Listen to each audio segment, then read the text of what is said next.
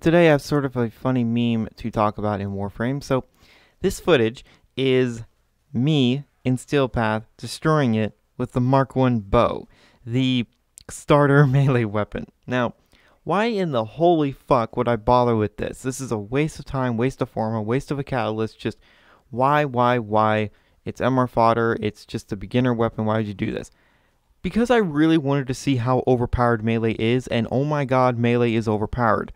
Um, and it's insane how powerful Condition Overload is. Now, also, I don't have a ribbon. So here is the build, and the first time I did this was with Lavos. I was also bringing the Kuva Nucor and the Panzer Volpifila. The Kuva Nucor had radiation and viral on it. I honestly should have put different elements on it, but I didn't really care. And the Panzer was, of course, spreading viral when it decided to. And Lavos, I was able to proc every single status effect I could. Now, it worked pretty well with Lavos, but I then decided to just go ahead and take Garuda into the Steel Path. Now, some people say, or that I've heard, that it's suicide taking Garuda in high-level content. You just don't know how to play her and how to build her for survivability without her shield. The key being adaptation and the Umbral mods and Arcane Guardian. Either way, this video is not about Garuda and her survivability. It's about using her for, exploiting her for, and just destroying Steel Path with the Mark I bow.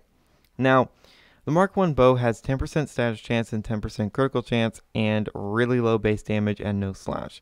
And all of it is mostly impact. So a lot of people say, well, those stats are garbage.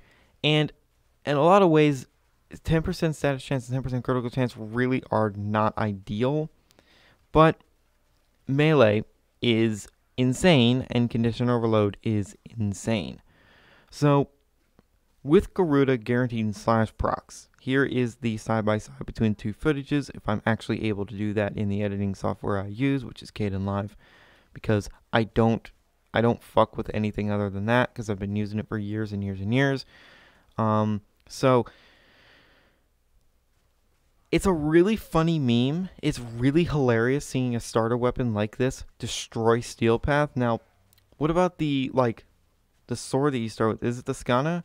I think the Skana would fare better because it's a sword, and sword stances are a little bit better and a little bit stronger than stave stances, but it honestly doesn't matter.